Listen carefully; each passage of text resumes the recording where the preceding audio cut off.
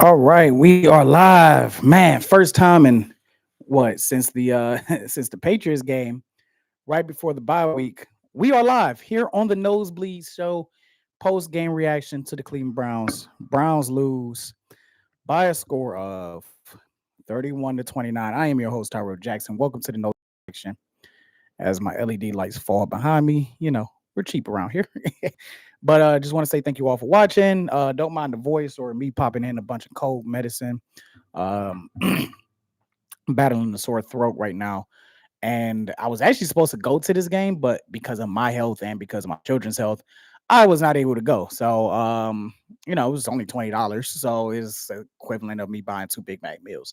So we are back. We are back in the nosebleed section. We're back from the nosebleeds. We're going to talk about the Browns game, positives, negatives, whole lot of negatives, but there are some positives here. Talk about scores around the league, Stefanski press conference, and Shador Sanders press conference. So let's go ahead and let's do scores around the league first. We know about the Thursday night game between the Dallas Cowboys and the Detroit Lions, where the Lions won 44 to 30. We know about the Browns losing 31-29.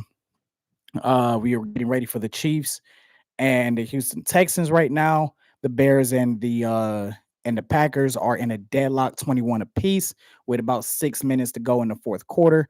The Rams are putting belt to ass on the Arizona Cardinals by a score of 45-17. The Denver Broncos move up into the 1 seed thanks to a tiebreaker with a win against the Las Vegas Raiders. That game just concluded before we hit live, 24-17. Buffalo Bills survived the Cincinnati Bengals 39-34. Cincinnati probably could have won that game if they didn't throw that pick six. Minnesota Vikings put belt to ass, shut out the Washington Communist Party 31-0. The Jacksonville Jaguars, they defeat the Colts and extend their 11-year win streak when playing the Colts in Jacksonville by a score of 36-19. If you guys watched the preview show, thanks, appreciate it. If you guys watched the preview show, then you guys would know that New Orleans winning this game. They won 24-20. I gotta go if did I predict that score correctly, but I might have been just off. The Dolphins put belt to ass on the Jets, 34-10. Same thing with the Seattle Seahawks and Atlanta Falcons, with Seattle winning 37-9. The Pittsburgh Steelers take first place in the Battle of Mid with a 27-22 victory. And like I said, 21-21 with the Bears and the Green Bay Packers. Those lights are just going to hang there like that because I don't care. I just bought them from Dollar Tree, whatever. So let's go ahead and let's talk about the Cleveland Browns now. This was a game I like to call being handed by God on a silver platter, right? You got the snow, you got the cold, you got the wind, and at the same time, you have a team that is not accustomed to playing in these type of conditions. And we played in these conditions or similar conditions earlier throughout this year. So to me, this was like kind of a gimme. Um, Out of all running backs in this league, if you would have told me Tony Pollard would have sliced and diced and became a Swiss Army knife against this Browns run defense, I would have thought you were crazy. And I'm gonna tell you this: I think that is the importance of losing a Malik Collins, because Malik was that gap stopper on this defense line along with Mason Graham, and they lost that player last week. Um, they lost that player, like just straight up lost a quality guy, and it made a difference in this running game. They weren't able to establish the edge. They weren't able to uh, plug in the holes in the middle, whether it was the A gap or the B gap. Like this was easily the Browns' worst rushing defense performance. I would say under the Jim Schwartz era, when it comes to defensive coordinators, I really do think this was one of the worst ones. Um, I thought Shador, anybody that says Shador did not play good or anything like that, or they want to sit back and say, well, it's against the Tennessee Titans. They lost against the Tennessee Titans, right? Shador, I don't like outside of Jameis Winston last year, I don't remember seeing like let's be honest, I don't really remember seeing a rookie quarterback for the Browns play this fucking good.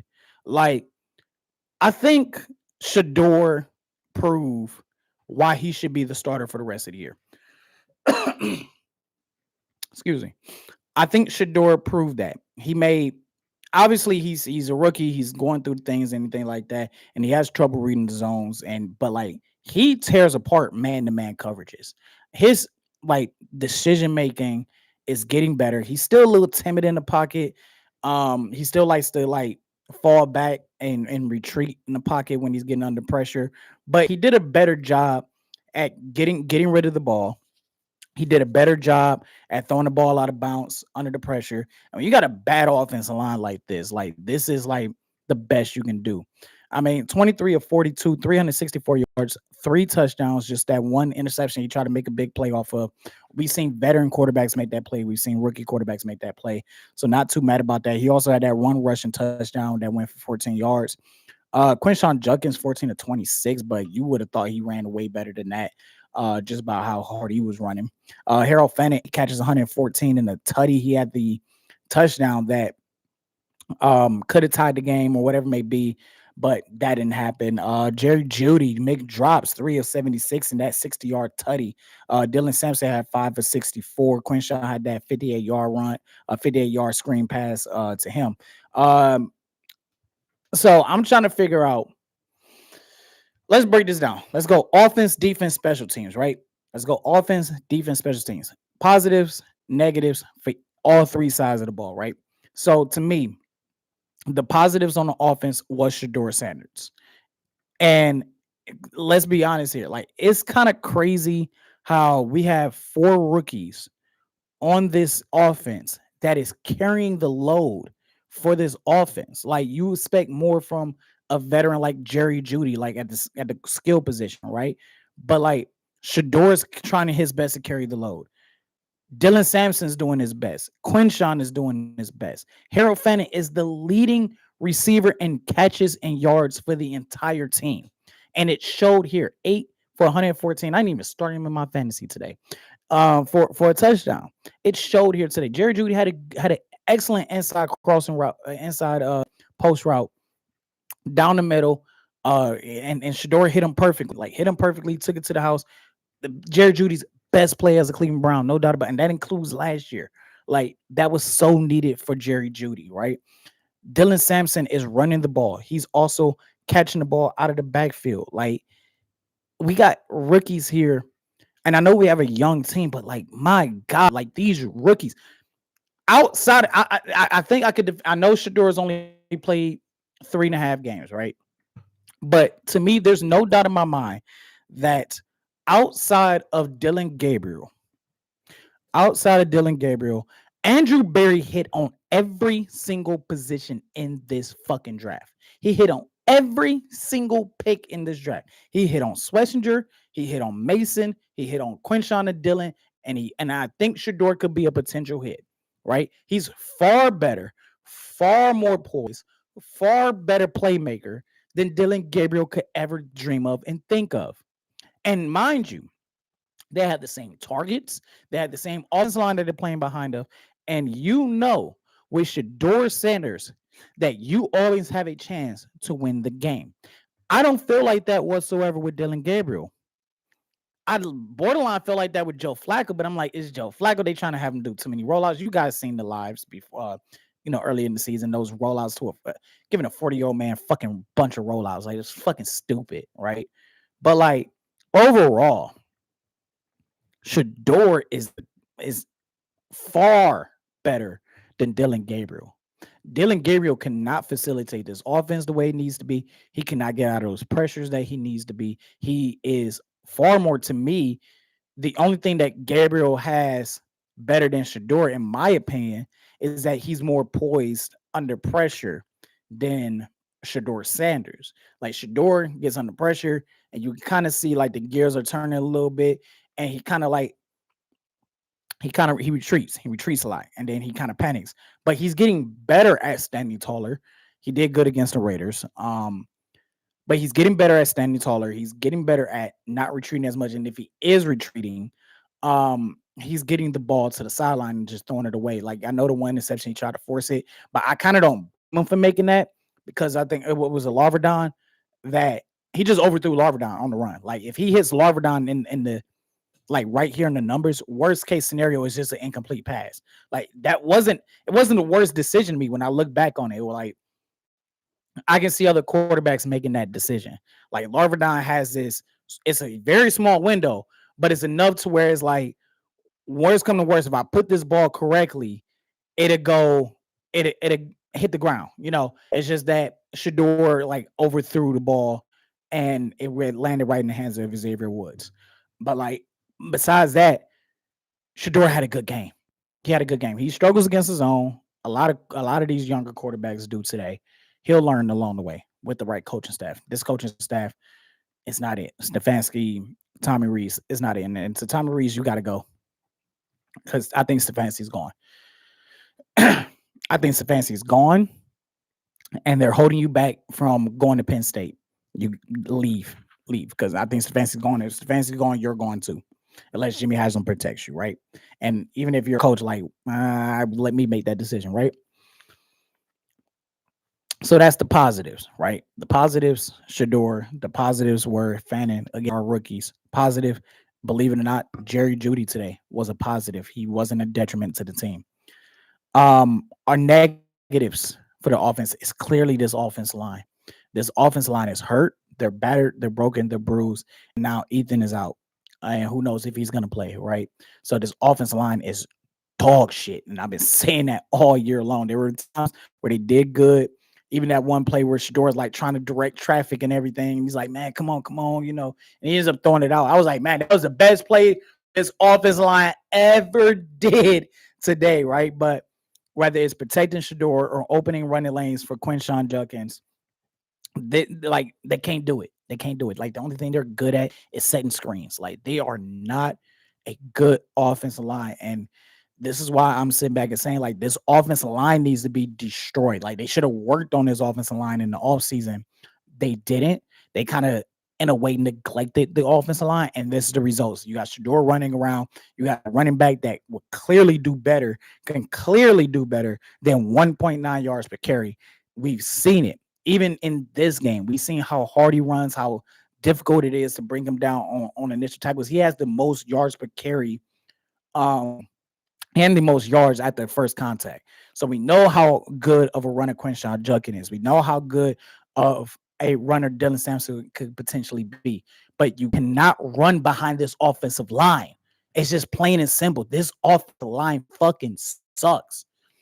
Like just straight up. Like the blocking zone, the blocking schemes, the zone blocking, like what they are horrible because there are too many times whether it's Dylan, Joe, or Shador, where these guys are getting fucking hit time and time and time again. And for Shador to have this performance with this offense line, with this receiving core, should tell you something that there is something with Shador Sanders that the Cleveland Browns can build on. Fuck the Deshaun Watson shit. Let's fuck the Deshaun Watson. A bridge quarterback. Worst kind of worst. I think Shador would be the perfect bridge. To be honest with you, I know it's 3 games. I would build behind Shador. Shador played a better game than Cam Ward, and Cam Ward was the first overall pick. And that's nothing against Cam Ward. I thought Cam Ward played a good game. He played a good game. He had his first multiple touchdown pass game of his career.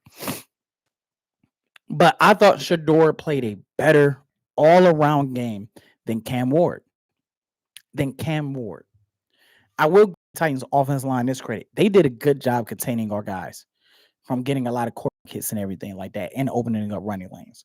So I give them that. Like Tennessee played a phenomenal game up front. And so yeah, especially on the offensive side of the ball. But this offensive line is terrible. So that's a negative. Let's go over to the defense. The negative today was the run defense. Whether it was Pollard or Spears, whoever the fuck, right? Like they couldn't stop pun intended here, a nosebleed. They couldn't stop it. So when you have Pollard, mind you, this is a defense that held CMC in check, held Derrick Henry twice in check for the most part. This is a defense that had essentially between Sonic and Knuckles, let Sonic take as much control as possible and took Knuckles out of the equation, right? When we played against the Detroit Lions. This is what this defense is. But I think, and I know this is all for one game, I think losing Malik Collins, I think for the year or whatever, it's probably for the year. It's 4 games left. Losing Malik Collins, they didn't know how to adjust. They didn't have the guys that can play and plug in the gaps and has the speed, whether it's inside or even sometimes on the outside, like a Malik Collins. I have been praising Malik Collins this whole fucking season.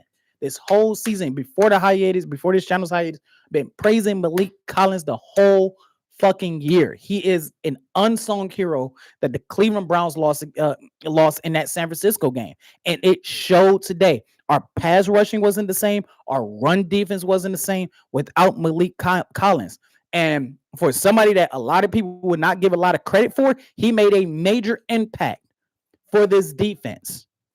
And that's nothing against Mason. That's nothing against nothing against Harris. That's nothing against Isaiah. That's nothing against these guys. But Malik Collins, with that veteran experience, that athleticism, and his ability to be arguably like play picture perfect defensive tackle, right? Losing a guy like that hurt this run defense. The positives for this defense is clearly our secondary. Whether it's Grant Delpit making blitz, our secondary, our linebackers, right? Schlesinger, Devin Bush having another interception, another key interception. This is what we're talking about here. But the running, them gashing us in the run game is what hurt the defense. And then let's move on to special teams. Let's move on to special teams. Is there a positive in special teams? Yes. Yes, there is. Schmidt hit a field goal. Schmidt hit an extra point. He hit another extra point. That's in the special teams. This special teams is the worst fucking special teams in the fucking league. Why is Larvadon still, whatever the fuck you pronounce his name, why is Larvadon still returning punts? He had the muff punt against San Francisco. He had a muff punt today against Tennessee. Why is this man still fielding punts? And even when he does catch the ball, it's always fair catch because our blockers cannot block other teams' gunners.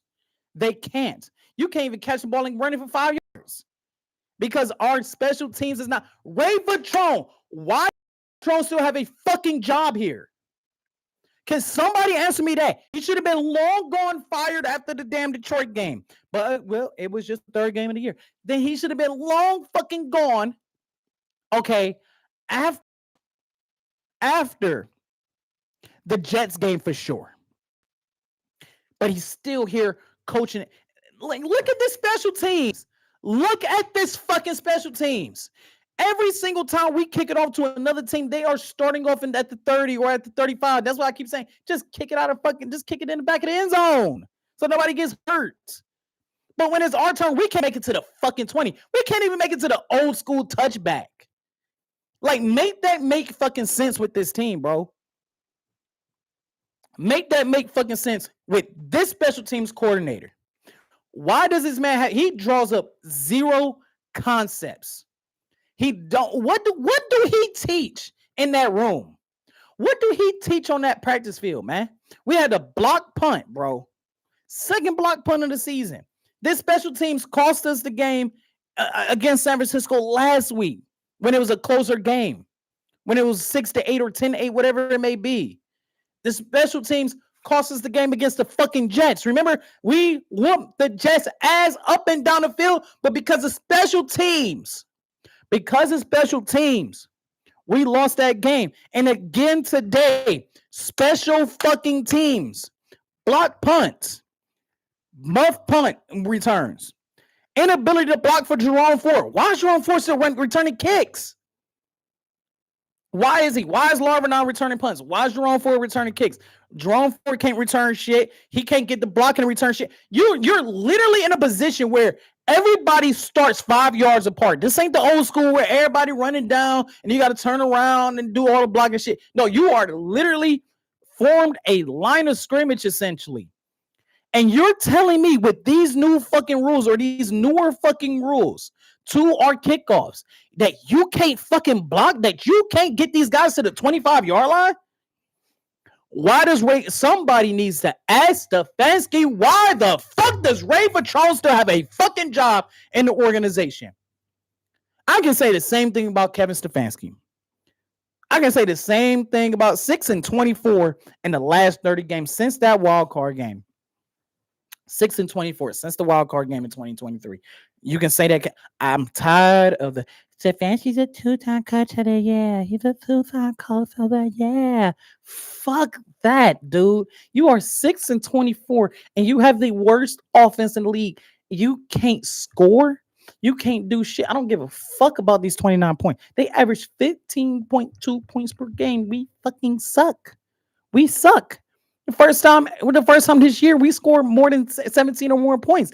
They even said it. There have been 7 games where we've barely scored 17 points or just at 17 points. So I don't want to hear 2-time coach of the year, Kevin Stefanski. I don't want to hear that shit, okay? Okay, what are you doing now?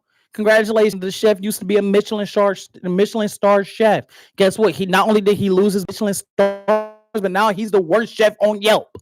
So why would the fuck would the restaurant still keep the worst chef on Yelp? Doesn't matter if he won me Michelin stars. Customers ain't coming into the damn restaurant. Same thing here. Fuck them damn 2-time coach of the awards. The first one justified. The second one, DeMeco Ryans should have won. Everybody know that shit. But the 2-time coach of the year. And then you saw the Giants fire their coach of the year. Remember, Dable won a coach of the year. They fired him. The fucking balls on New York and Tennessee to fire their head coaches. Oh my gosh. Oh my gosh. You know what I'm saying? Like, bro, what the fuck? It's Stefanski. This is why Stefanski should not have a job no more, because Ray Patrone is still here. He lets things boil up and fester to the point where it boils over. And then he's like, oh, whoops. Because every once in a while, there's a bright spot, whether it's Jerry Jeudy or the special teams. You know what I'm saying? There's a bright spot. Like, do you realize Stefanski probably would have kept Johnny Manziel here for another 5 years if he was coaching back in 2014? Like, I'm trying to comprehend this.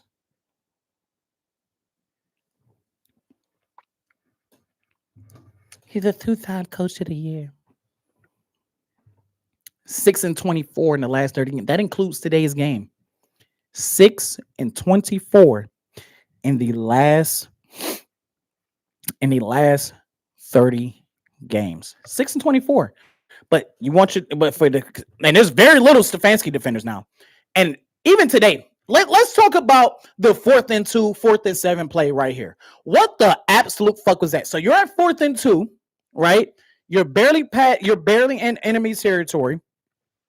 Okay, I think we were leading 14-17, and you have Shedeur line up. Can't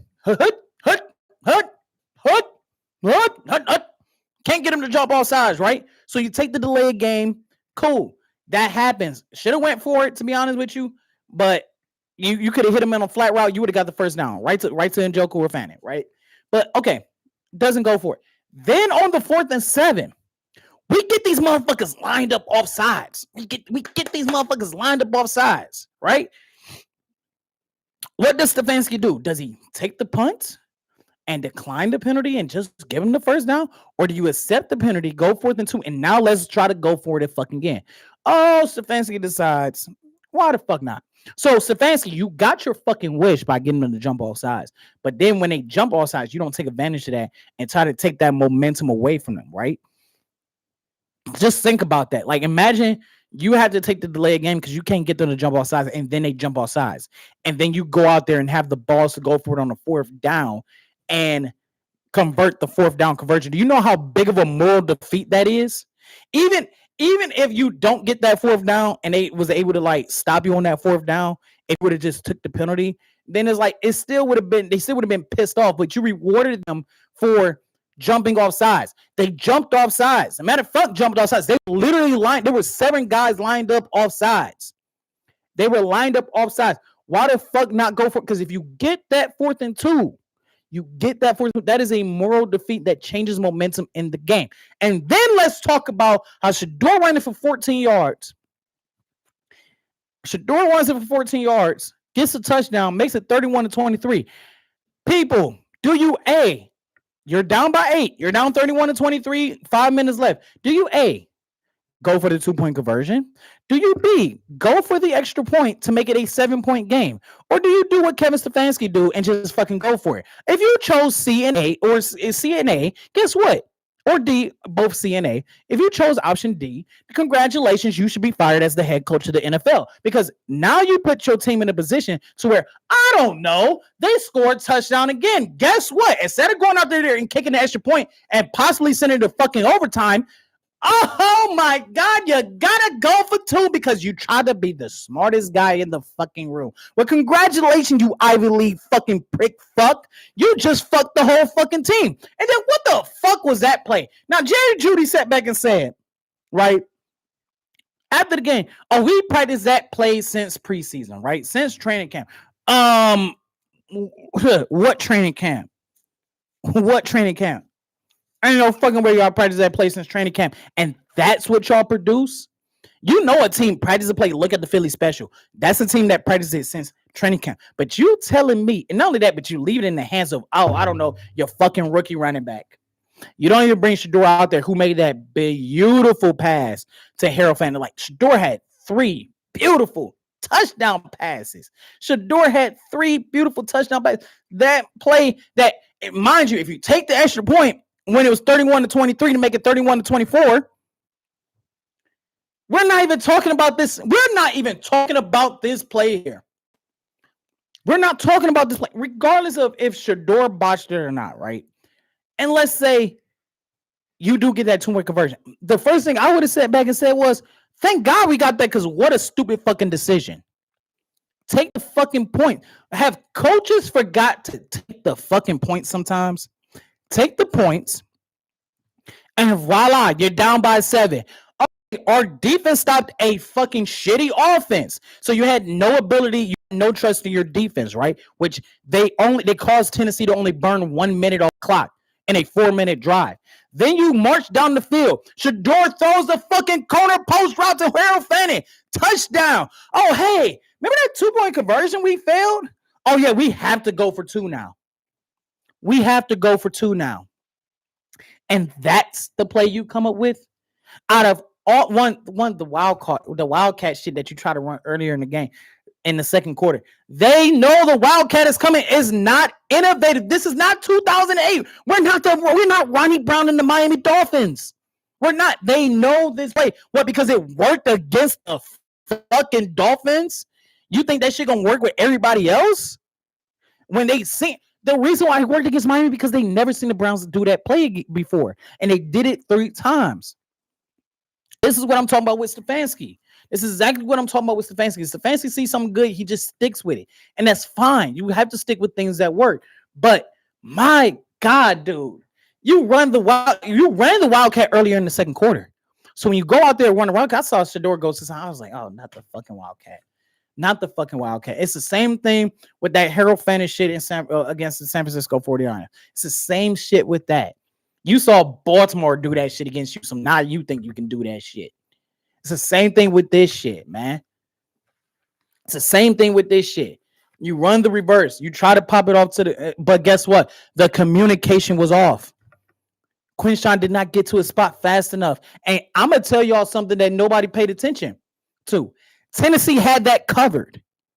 So even if Quinshawn would have delivered the toss perfectly, Tennessee literally had that play covered because the whole line didn't shift over to Quinshawn. Only half of them did. The rest of them stayed home. They were ready for it. And even with Quinshawn barely saw, they were literally ready for every situation with that walk. That was unsuccessful. You should have called. That's where you should have called your timeout. You should have looked at this. Your coaching staff upstairs, your offensive coordinator upstairs.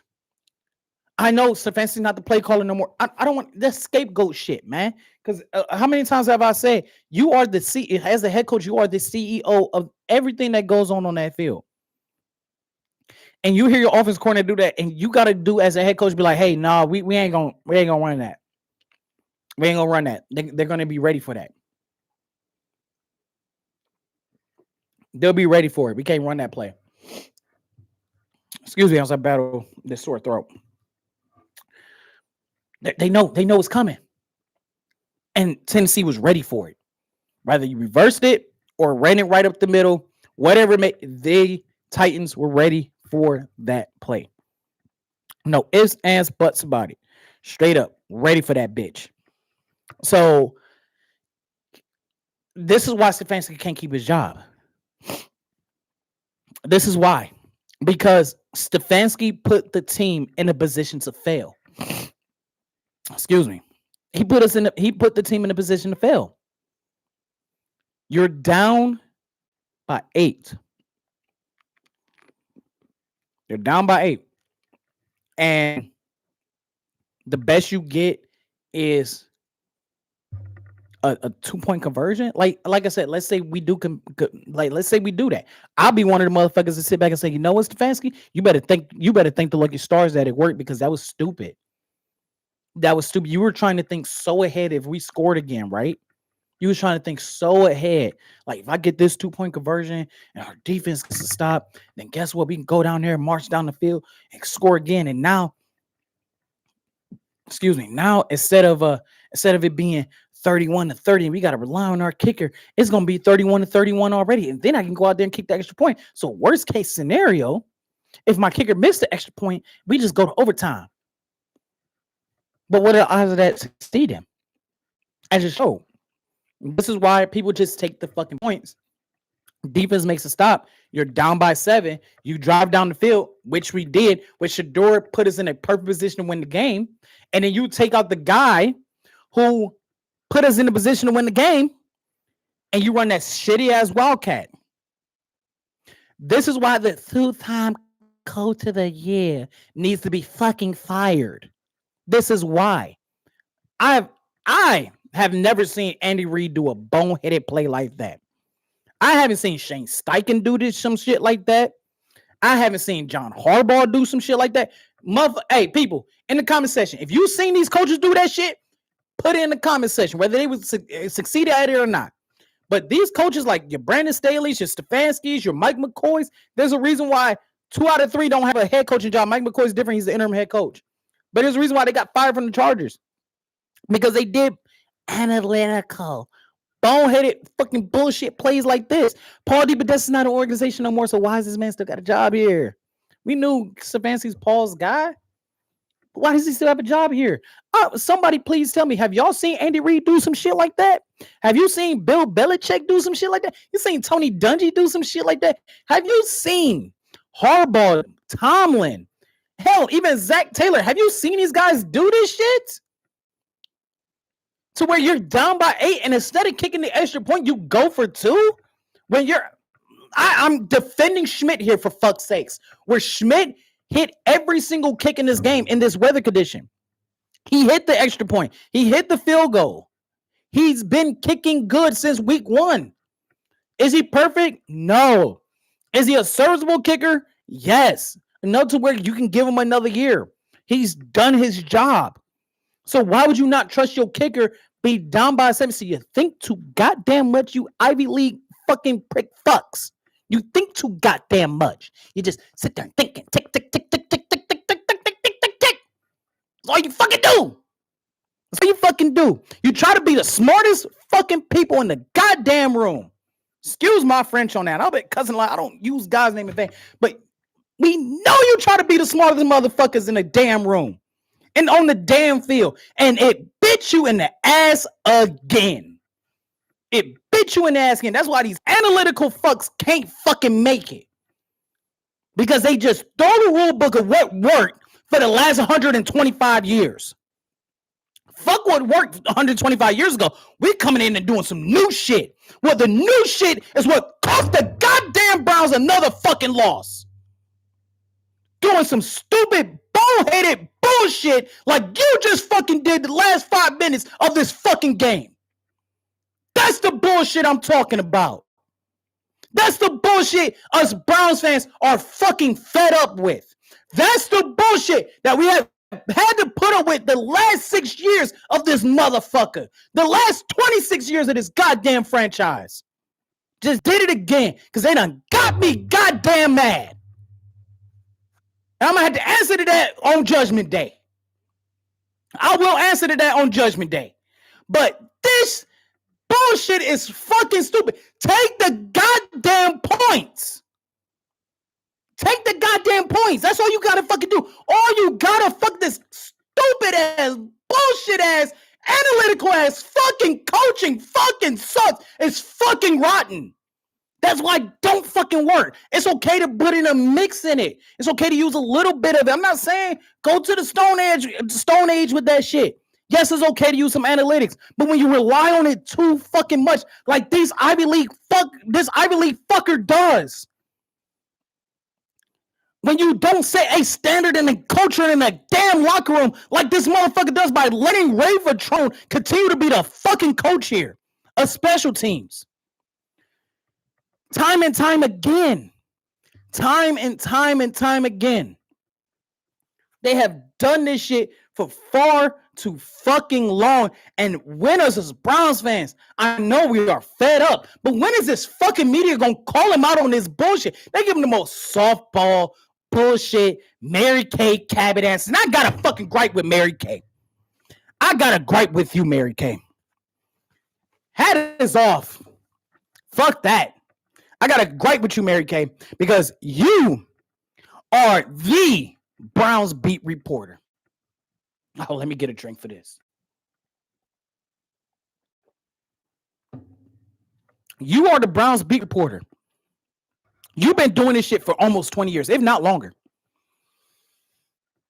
And you continue to push your biasness to try to convince the fans of what we should feel. No, Mary Kay, we don't feel like this. No, we don't believe that he deserves another chance. No, we do not believe that Stefanski, because of the rookie quarterbacks that just threw for 364 fucking yards and 3 touchdowns, is the problem of why this team fucking blows. Dillon Gabriel sucks. Dillon Gabriel fucking blows. But my God, to blame it on the rookie quarterbacks when we got problems on the offensive line, when we got problems with our receiving court, Chad O'Shea, that's another motherfucker that should be fired. Why the fuck Chad O'Shea, the wide receiver head coach, still got a fucking job here? He can't develop bread, bro. He can't develop bread. He don't even know how to hook up the Xbox to the damn TV. He don't know how to put the PlayStation together. He don't know how to do jack of all fucking shit. Him, Ray Vitrone, Kevin Stefanski, why do these motherfuckers still got a job here? But Mary Kay, you try to be the fucking voice of this fucking city. You try to be the voice of this fucking fan base. You are the motherfucker that's on the inside that do more shit than us. And you're going to try to tell us what we should fucking feel based off of your opinion and your biasness? That's bullshit. To sit back and tell the Browns fans to their fucking face on Ultimate Cleveland Sports Show, to tell us to our fucking face that we should give Kevin Stefanski another chance. Double bars to you, bitch. Because it ain't happening. We're done. We're tired. We're fed up with this shit. It's been 26 years of this bullshit. 26 years. It's been 6 years with this motherfucker. And for everybody that didn't see through this shit since 2020, 2021, that's been seeing it since we've been 6 and 24, it's still 2 years of this bullshit. 6 and 24 in the last 2 years.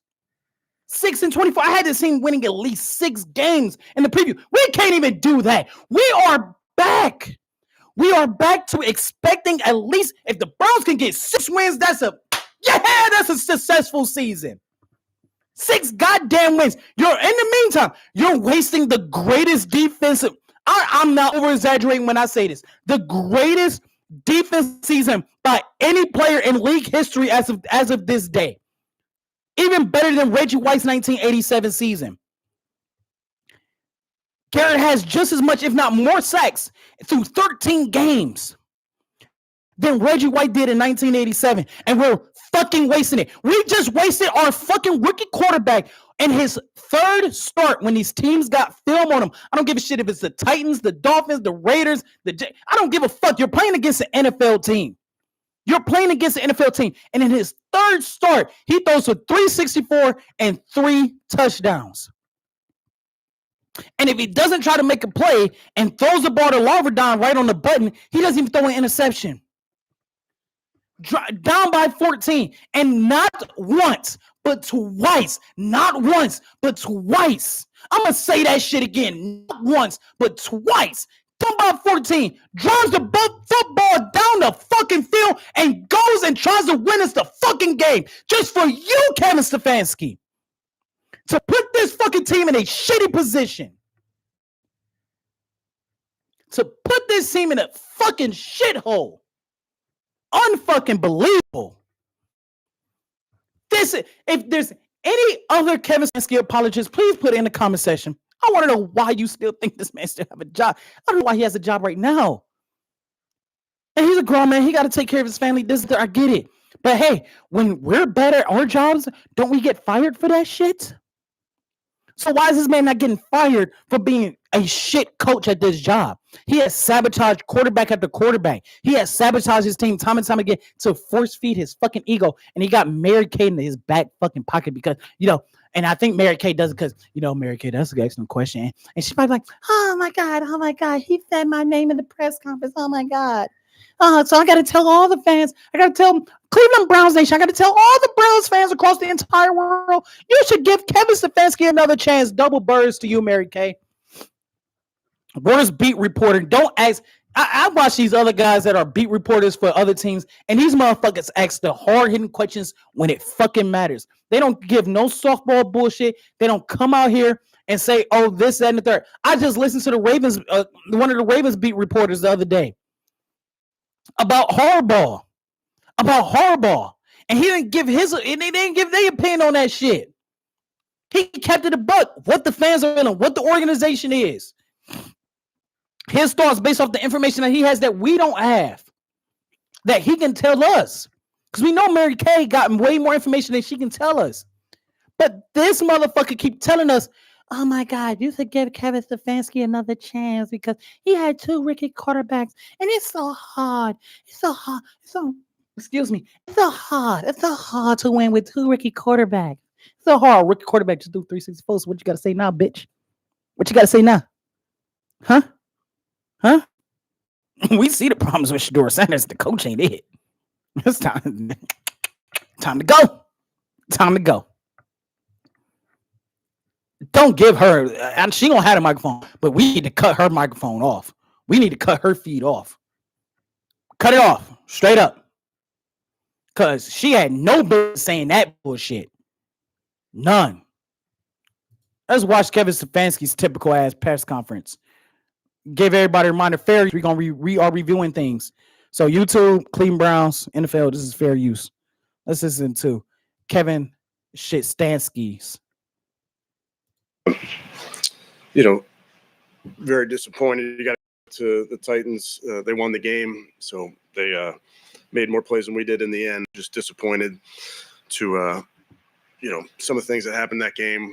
We expect more from our run defense. The giveaways there.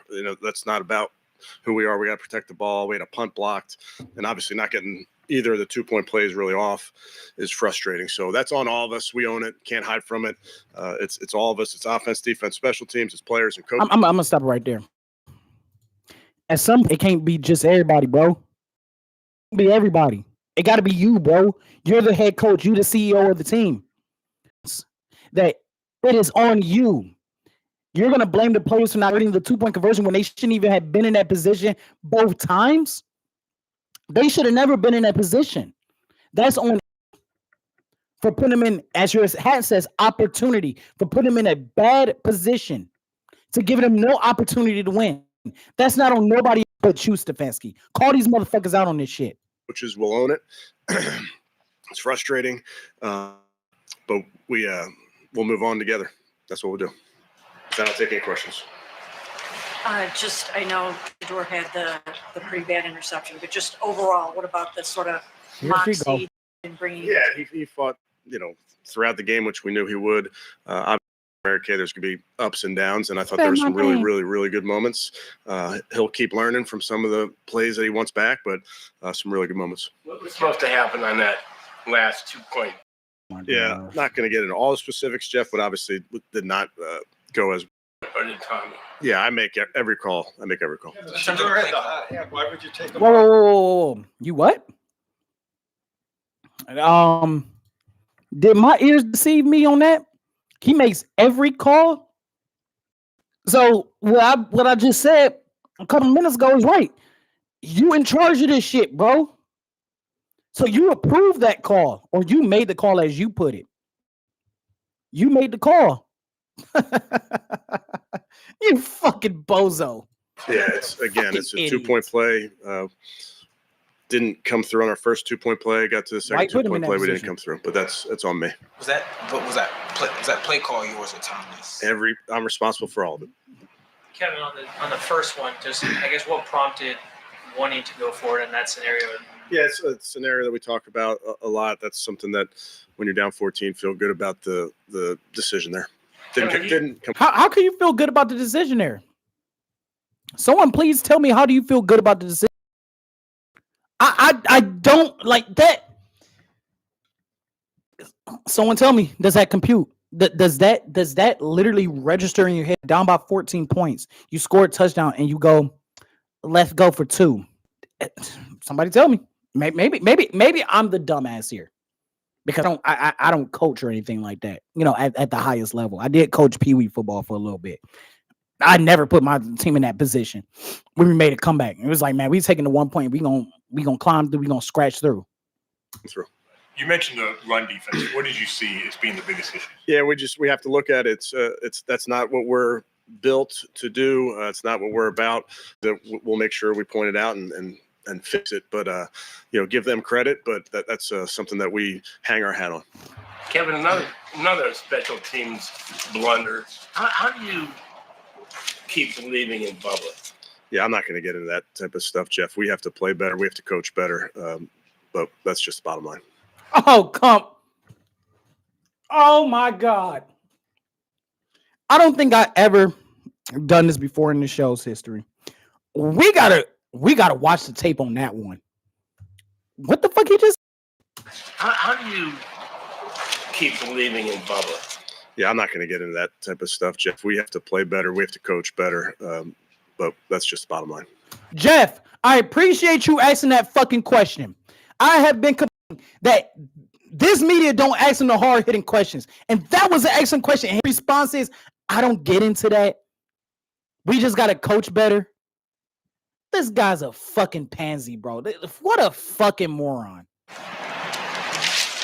Ethan, was it an Achilles? Yes. You don't know till you get the testing, but didn't look good. Instead, concussion? Yes. Kevin, is this the kind of game where, just how do you explain just across the board from so many different phases of your game against a 1-11 football team? Yeah, I think you go into any game versus anybody, Mary Kay, you have to play your best. You have to execute in the time when it's time to execute. It's our job as coaches to put our guys in position, and we came up short, bottom line. Is the reason Again, you're right. It is up to the coaches. It's up to you to put these guys in the best position. And again, you didn't. I cannot pound the desk or beat the drum in any harder. You're down by 14. You scored a touchdown. Kick the extra point. Trust your fucking kickers. That puts your team in the your defense is fucking job. Only caused Tennessee to what? A minute, maybe a minute and 2 seconds off the fucking clock. 3 and out and get the ball. You score the touchdown, which did happen. And now instead of being down 31-29, you're down 31-30. Your kicker to kick the extra point and play for fucking overtime. Didn't you should run the 2-point play was because you fumbled the first one? No. How soon did you know that you were gonna go Wildcat for that? During the week, you talk about 2-point plays in total, plays that you'll like in those moments. And obviously the first one we didn't get off exactly how we wanted to. The second one didn't get off how we wanted to. But like as the drive was going down, did you already have in your mind that you were going to that specific play. Yes. You explain the decision to not kick on that first one. Yeah, it's something that we've done in the past. I know you see it around the league. The idea of being you get the 2, you know what you're doing and at the next one, but something we've done before. Guy is, but keep that man in the press. They might kick him out. He asking too many good questions. He the only dude. Him, Draw Cherry. I heard you, buddy. I heard you ask some solid questions too. But Jeff, I fuck with you, Jeff, man. You asking the questions that need to be fucking asked. I know you talked about the rookies play up and down, but is it as simple as when a play goes on that long, throw it out of bounds? Yeah, but he'll learn from that. Again, young players, you learn from every turn that's out there. There's some great stuff that you can coach off of. I thought some of his pocket movement was outstanding. Some really, really good throws, especially late in the drive. I thought he was really good there. But always going to learn from our mistakes. How important was it to get that one to Jerry? Obviously, especially after last week, when obviously he was a little frustrated the way that things went. I thought it was a really good decision by Shedeur to get through his progression there, get to Jerry on that in cut. Felt good about that play. Really throughout the game, ran that play earlier, got it to Harold. Second time, got it. Shedeur got it to Jerry. Did a really nice job moving in the pocket. Did Shedeur check into the first touchdown pass to David? It looked like he made some kind of call at the line of scrimmage. Yeah. Kevin, how difficult is it? Looked like you were trying to kick away from DK all day, touchback. Is that tough when that's not your style, but it's kind of gotten to the point where? Yeah, I think every game you go into it, Scott, with what do we need to do to, but it's decisions you have to make in order to do that. Last one. Oh, just give them credit, I guess, for the game plans from getting that sack record and doing a nice job with. Yeah, I think obviously I give all the credit to Tennessee for that win. They deserved it. Every team goes the playing us with a game plan for Miles. That's no different. Thank you. Okay, thanks, guys. What a moron. And the last question is, can you give Tennessee some credit for winning that game and stopping Miles Garrett? What the fuck? Browns beat reporter. That's obvious. What a fucking moron. What a moron. What a dumbass. Your last question goes to, of course it goes to Mary Kay. Mary Kay. Yeah, Mary Kay. Mary Kay. Yeah, we got to give them they come in and they always game planning against Myles Garrett. Yeah, they always game planning against Myles Garrett. All right. Can you tell Tennessee thank you for beating us? Can you tell them that? That's going to be the new Mary Kay impersonation on this channel. Can you tell me? He's a 2-time coach of the year. He's a 2-time. You got to give him a chance. I'm Mary Kay Cabby. You got to give him a chance. Yeah, can you give Tennessee some credit where credit is due? Oh let's go to Shedeur, man. Oh my goodness gracious. Fair use.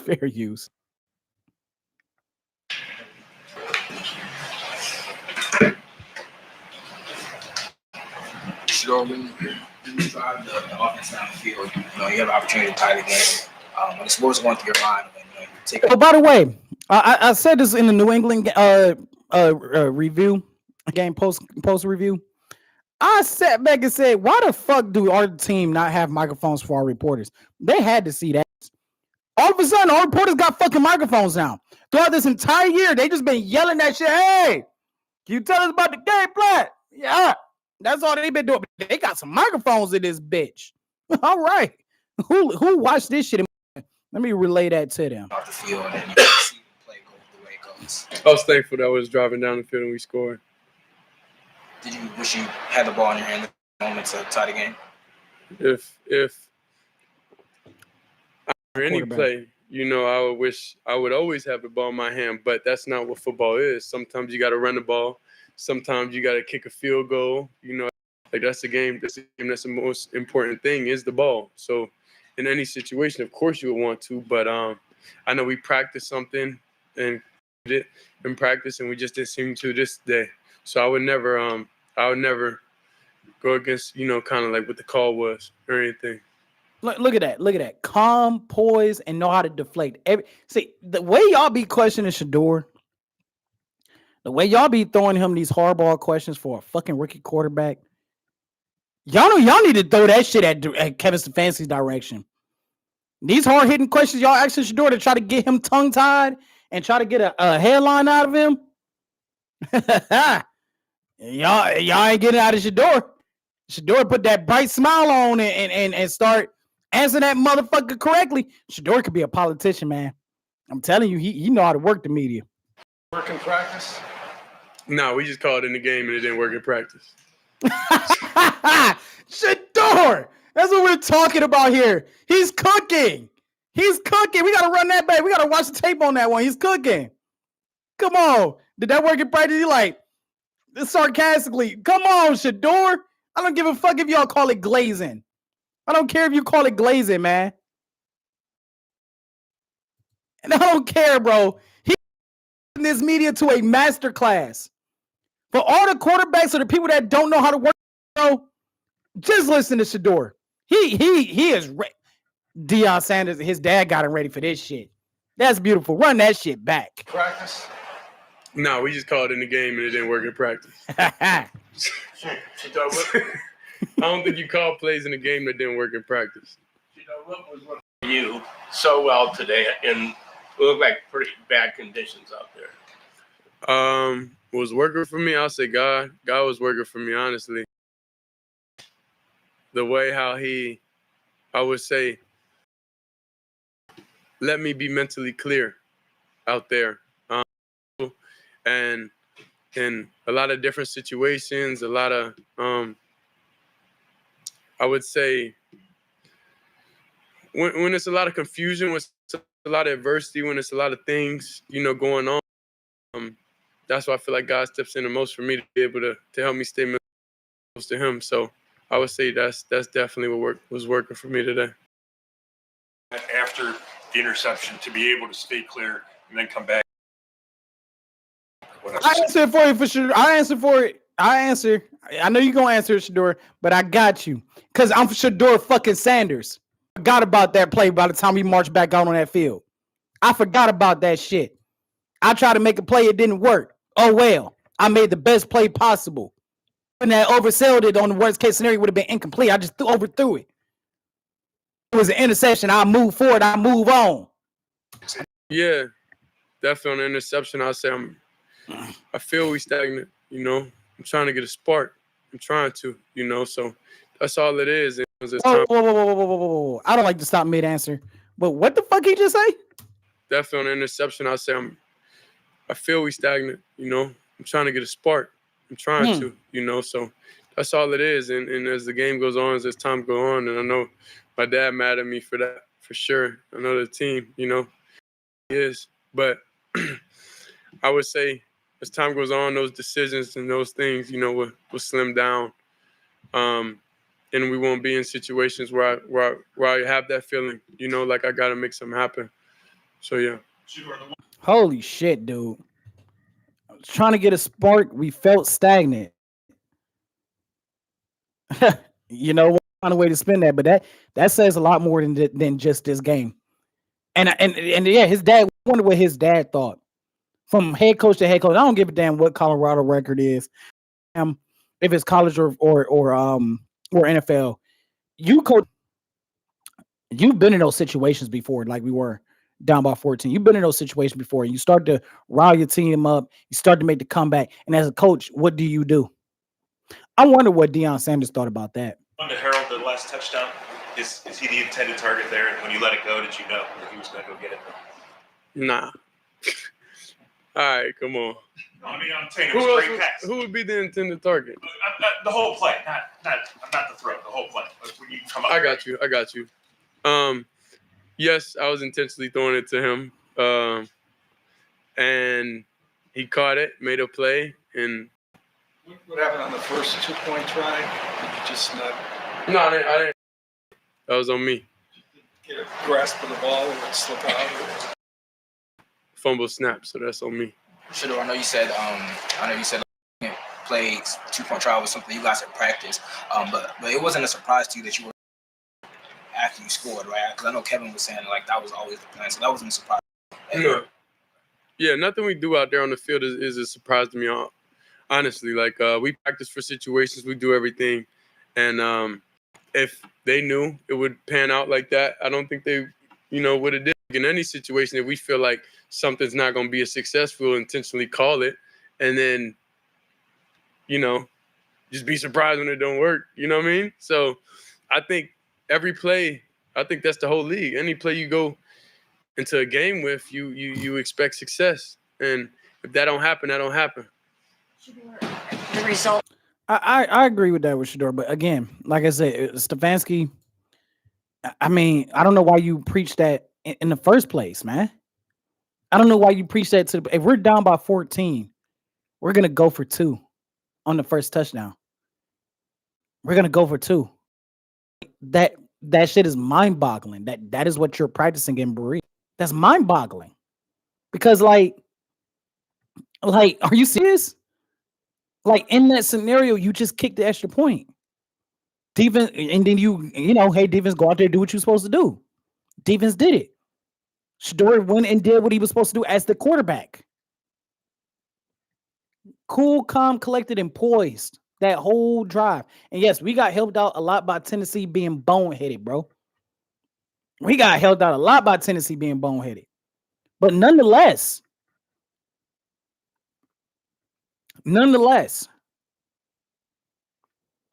kick the extra point. I can't keep saying, dude, that is the theme of this show today. Is the decisions our coaches, more so Stefanski, more than anybody else, made today, this team up for failure at the end of the game. Obviously wasn't what you wanted, but and whether that's and whether that's the 4th and 2 to the 4th and 7, and then just giving them the fucking ball back when you could have had a chance to rob momentum, or going for horrible coaching, horrible special teams, giving up a 41-yard kick return to open the game. God. What do you think you may have shown today in coming back, the adversity that you had in this game, including losing your center and also already being down to? I say God's present. Amen. What about just the ability? I mean, do you think you showed? He told you God's just presence. the moxie, the never say die, relentlessness, the ability to just come back and just fight to the bitter end? Fight for the bitter end. I've been this way. So this is God showing a lot of people who I am. A lot of circumstances, will sometimes get you mentally not in your best place, and you got to find your happy place. You got to find that it for you. So I think that's kind of I've been praying and doing a lot, talking to God this week in general to get back to that, to get back there. So, yeah, it's him. He the one did it for me. Sure, you talked this week about trying to work on the time on task. Just how did you think that felt today, and kind of getting through that process and being a little bit better in that area? Well, I'll say it's more faith-based. It's more faith-based and just committing to it, Obviously, me and Jerry had that, but, I had faith in him. He had faith in me. I put everything aside and, okay, cool, let's go out there and play ball. God forgive everybody else, forgive each other, So that's wow. When you go in situations, you have no negative heart, no anything, and you out there enjoying, having fun. That's the result, you're going to be able to get. So that was we all together, we got to be as one, no matter what happens, good, bad, together. So that's just a testimony for real. That's beautiful. And anybody know on this panel that I have been so adamant on Jerry Jeudy and Mick drops, but to have and really, you listen to Stefanski talk about Jerry Jeudy. He's like, oh, he got to get it together. He'll get it together. This, that, and the third. And then listen to Shedeur talk about him. He's like, man, we had a dispute. It is what it is. Forgave him. We ain't no point in spinning this up. And we end this together. Like for Shedeur to sit back and say, quarterback, I have faith in him. That I ain't got faith in him. That ain't me. But it's more important that obviously that Shedeur has that faith in him. And he delivered on that. That's impressive. And this has got this you can tell this is just him. This is not some PR thing. This is not some care. This is God-fearing man right here. Speaking of Jerry, just what did you see, and then how nice was it to be able to connect with him for that score? It was truly exciting being able, because I know the season in a lot kind of like hasn't gone the way he wanted to this year. So the fact that, from me could bring somewhat joy in his life and be able to help the team out overall, that brings me peace, that brings me happiness, So just being able to just see clearly, being able to, and the staff and everybody helping me and getting me prepared how I need to get prepared for games and everything. I'm just thankful for it. Do you feel like you're more in command now? Do you feel like it's more, quote unquote, your team as the quarterback now compared to a couple weeks ago? I mean, a couple weeks ago, I wasn't the starter. It was only third game. But how much more in command? I mean, just how much more comfortable do you feel in that role? I mean, I'm comfortable being uncomfortable. You gotta understand, that's just kind of like the situation I'm in, and I'm fine with that. I love that, because my story and everything inspires people to make sure, even if they're in uncomfortable positions and situations, to stay on course and keep that mental strong, and be able to push through adversity, knowing that you'll be able to see the other side one day. So that's kind of what it is. We'll take two more. When you ran it in and you're bringing the Browns back there at the end, how much love did you feel from the dog pound and from the fans? And can you just feel the excitement here and what it's going to be like when you guys kind of get this thing going? Yeah, I always seen the assignment since draft day. I seen the assignment, so ain't nothing changed. Exactly. Nothing changed with it at all. But enjoy, deep down within myself, that's where I felt the most excitement, because it's sometimes you don't know if you're going to get in that place. You don't know if you're going to get in the end zone. It's a lot, that come with this game. It's a lot to even get on the field. So it's the fact to be able to start making that a habit, that's new to me. That's something different for me. So, I'm just thankful for that. What would you like to, I know you always talk about getting better each time. A few weeks.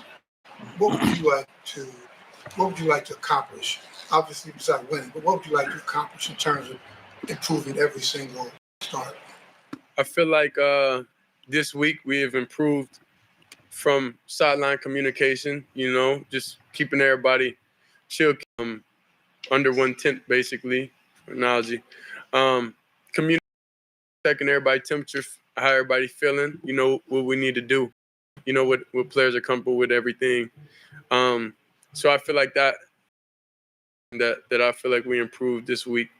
Going in the next, you'll be being able to anticipate a little bit more, being able to do different things. See throws, I missed how to get in that rhythm early on. It's a lot of things I would say that we going, and we got to look at the film. I know I didn't play perfect, so it's definitely being able to see that, being able to go over and rekindle my thoughts on what I missed and why I missed it, to get to the root of everything. So then, so every week, we're looking to change mentally, physically, and emotionally. All are in a better place for next week. Appreciate it. Thank you. And that's it. That's that. Thought that was a good press conference. And again, he handles the media so well. They could spend a lot of his words, even that stagnant line. They might spend that. But nonetheless, it is one of those things where Shedeur, he's just calm, cool, and poised. Again, try to make plays. And the love has been here, especially when you play like that and giving us a chance to win. That's the thing about Cleveland. That's the thing about Cleveland sports is if we can see that you're busting your ass and and doing what you're supposed to do correctly and all that stuff, man, you'll get so much love here, bro. Think of all the quote unquote non-superstars that got a bunch of love here in this city. Delavan Dova and J.R. Smith and Mon Shumpert and obviously Joe Thomas, Joe Jaravish still get a lot of love. Jarvis Landry gets a lot of love. So yeah, I mean that's what this city is, man. That's what this city is. So let's go over the remaining scores of the game. The Green Bay Packers take the first seed in the NFC North division with a 28-21 victory over the Bears, and the Rams put belt to ass on the Arizona Cardinals 45-17. We're about 7 minutes away from the Sunday Night Football kickoff between the Houston Texans traveling to the Kansas City Chiefs. The teams on the bye week this week: Carolina, New England, New York Giants, and the San Francisco 49ers. We actually got some comments here. Let's go. Lance Hood 77916 says, "It's a shame what they did to this man." Yes, I agree, but he's overcoming it. He's overcoming it, and to me, he's thriving as best as he could in a bad situation. Again, no offensive line, no, your starting center goes down for the what could potentially be a year. I mean, one more, don't really have wide receivers. Like I said, you got Fanny, you got Njoku. Jerry Jeudy made that good play today. I mean, even how he got open was pretty good. The Machine versus the Family Legacy, absolutely. By Von Versace. He also says the Owners versus Deion Sanders, absolutely. Absolutely. And Deion Sanders is like, he wants to protect his son as much as he can, but he also knows that he got to let his son be his own man. Raul Havana said first pick got the dub, 144 got the L. Yes, that is true, but let's be honest here. Number 144 had a better game overall than number 1. So, yes, Cam Ward, they got the win. But how much different would this game have been if Stefanski makes the right calls? Coach Ego versus the future. Yes, Kevin Stefanski is an egomaniac. You can kind of tell. And you can kind of tell, like, as the weeks progress, even whether it's a good performance or a medium or mid performance, whatever it may be, you can tell that every single time Shedeur steps on that field, he is making Stefanski eat crow. Like, just straight up eat crow. So yeah, that's pretty much it for this review for the most part. Please hit the like button, share, comment, subscribe. Let's get this thing going. We have 106 subscribers. So thank you all. Thank you all for watching. Thank you all for popping in, tuning in. Go check out the latest videos, the week 14 predictions, and see how right or wrong I was about that. And also go check out the if you guys are wrestling fans, like wrestling content, go check out the Saturday Night's Main Event review. I did the very first one. I'm gonna be talking about John Cena's retirement coming up. That's coming up this Saturday. I can't believe it. But yeah, we're gonna talk about that as well. Gonna do another retro review. And again, live Browns reviews are back. So we will be back here next Sunday around the same time, in between 6:30 and 7 o'clock, depending on what time I drop my kids off. I got little ones, so I don't do content when I got the little ones because they need 24/7 attention. If they were like 8, 9 years old, I'd be like, man, go watch TV or something like that. But overall, we're back, and I just want to thank you all for being patient. Thank you all for watching. Thank you all for listening. Whether it's just for 15 seconds or 15 minutes, whatever it may be, I cannot express enough how grateful I am to every single person that has given this channel and given me an opportunity to let my voice be heard. Thank you all for joining the Nosebleed section. This is Tyrell from the Nosebleeds. Signing off. Go Browns. Go. You know what? No, we're not done yet. We're not done yet. I was about to hit the end button, but we're not fucking done yet. We got to talk about this college football committee shit. I was going to save this for another video, and this still might be a teaser for a video. We got to talk about this shit. So, as many of you can see, pointing in the right direction, I am a Notre Dame Fighting Irish fan. I got the Play Like a Champion sign right there. I got the leprechaun right there. I don't have it lit up because it's just like a big old blur on this computer, right? So, I'm an Irish fan. And I want to say this, right? It's going to come off very biased. And let it. I'm pissed off. Us Notre Dame fans can look at Miami and go, yeah, that makes sense why they got in above us. That makes sense why they got in above us. We played against Miami. We lost to Miami. We lost to Texas A&M. We proceeded to run the table. Rest of the way through, USC was ranked in the top 25 when we played them. Pittsburgh was ranked in the top 25 when we played them. And we won those games handedly. So you're telling me that a 3-loss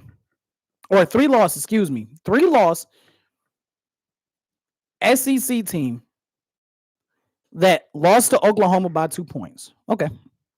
They beat Georgia, but they got their ass smacked by Georgia back. They barely beat Georgia, but they got their ass smacked, right?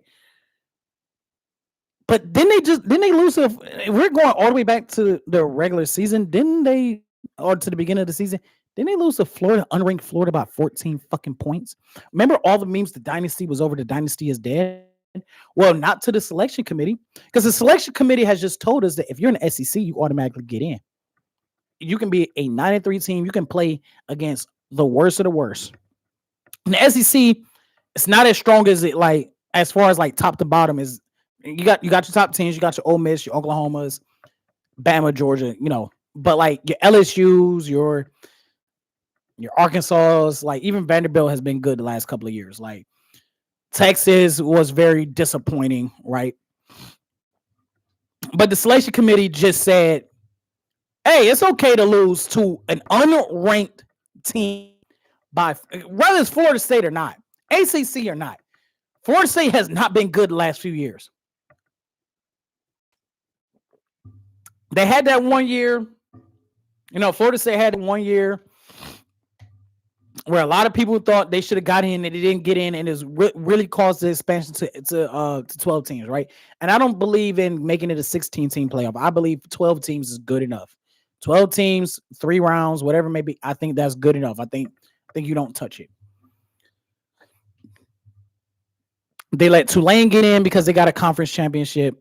They let James Madison get in because they got a conference championship, knowing damn well they're about to get fucking smacked by Oregon. But who knows, right? But Bama gets in over Notre Dame. Big question mark. And I know a lot of people are going to be like, well, you're a Notre Dame fan. You don't deserve it. You don't play in a conference. I've heard it all. I've seen it all. Yada, yada, yada, right? If that's the case, where Boise State at then? Why is Boise State not in there? Boise State won 3 in a row. Where's the MAC champion at? Where they at? The conference matters. Where they at? Where's the MAC champion at? Where's the Pac-12 champion at? Conference matters, right? So I hate the conference talk. It don't matter. Notre Dame fan, I've always hated the conference talk because it's like we know what conferences actually matter to the committee. It's the SEC, it's the Big Ten, and that's pretty much it. Like the ACC every once in a while, the Big 12. Like if you had to rank it, it'd go SEC, Big Ten, it'd go ACC just because of Clemson and Miami. They go back and forth, and then it's like Big 12 and then everybody else, right? But we know what the committee thinks. If you're not an SEC team or a Big Ten team, forget about it. And let me reiterate that by saying, if you're not a certain Big Ten team, if you're not a certain SEC team, it don't fucking matter. Because let's be honest here.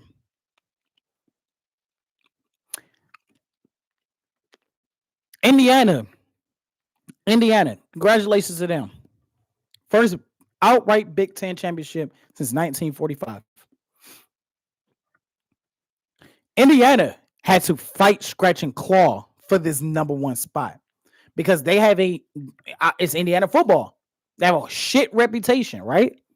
They're not supposed to be one of the upper echelon Big Ten teams. They're not. It's supposed to be Ohio State. It's supposed to be Michigan. It's supposed to be Penn State. Okay. Those are your upper echelon Big Ten teams. They don't give a damn about UCLA. They give a damn about Southern California because it's Los Angeles market if they were good, right?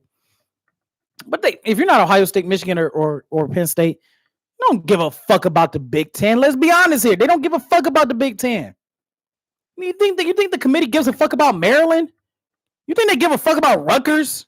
Imagine Rutgers having a magical run. They wouldn't give it. Man, Rutgers will be buried. They would be buried, dude. Rutgers could go 11-1 and win the Big Ten championship, and they wouldn't give a fuck because it's Rutgers. If you're not Michigan, Ohio State, Penn State, and I forgot about Oregon, if you're not those 4 teams, forget about it. If you're not Alabama, if you're not Georgia, if you're not LSU when they're good, and if you're not Auburn every once in a while when they're good, think they give a fuck about you? Ole Miss just entered the chat.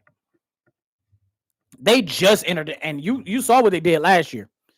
They just entered the chat. Florida, they'll try to give them a chance because of that, that early 2000s run, mid to late 2000s run. They'll kind of give them a chance, but they don't give a fuck about Florida. Let's be real here. They don't give a fuck about Mississippi State. They don't give a fuck about you. See what the fuck they did with Vanderbilt. They don't give a fuck about Vanderbilt. They don't. Don't Vanderbilt only got like 2 losses? They don't give a fuck about Vanderbilt.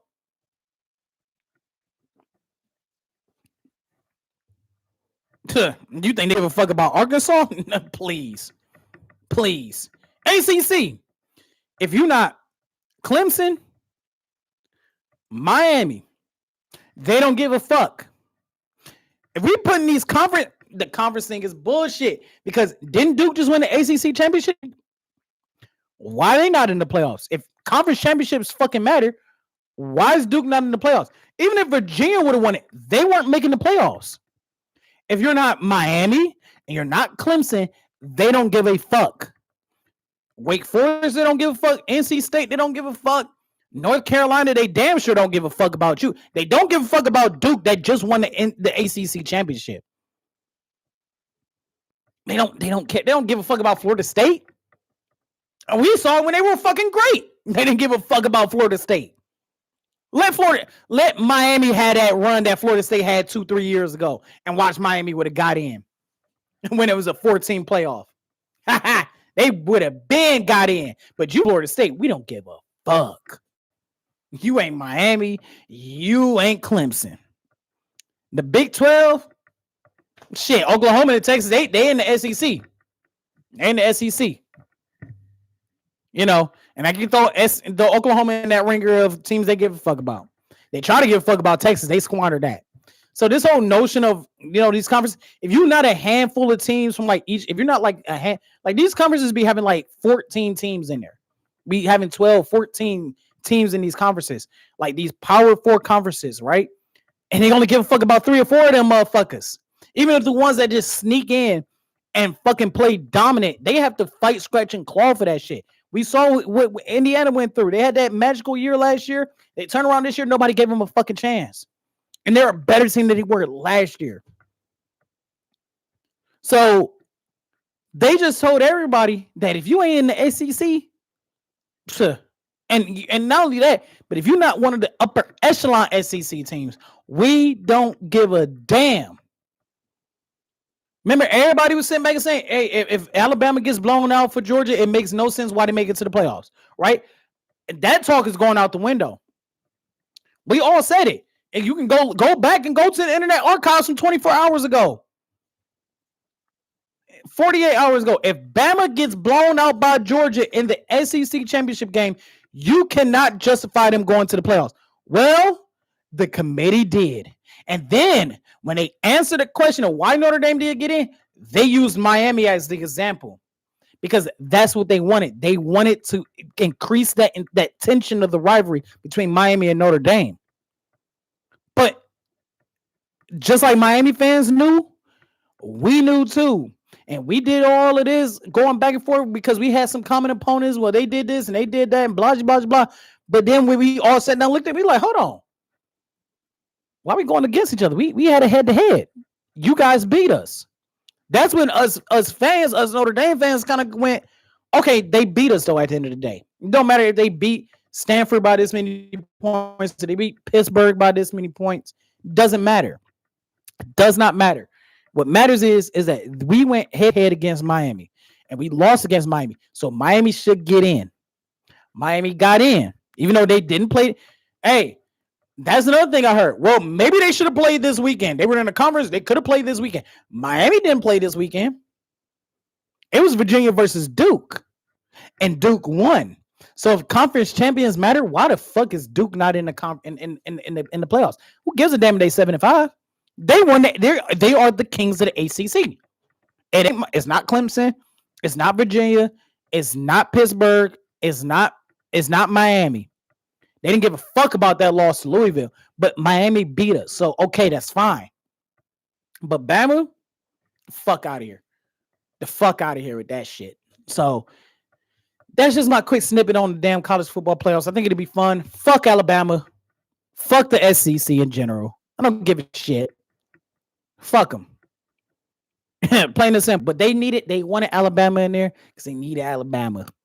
They wanted that Alabama money.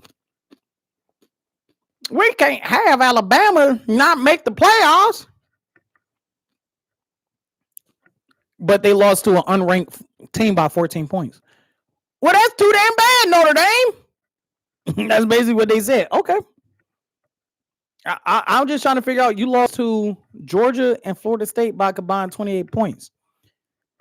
Our two losses to two top 10 teams was 4 points. That's the difference. But they told us all that losing, Florida State or not, losing to a unranked team by 14 points in your home stadium don't mean shit if you're the Alabama Crimson Tide. Don't mean shit. It don't mean shit that you just got blown out by 3 touchdowns by Georgia when everybody was saying you don't get in after that.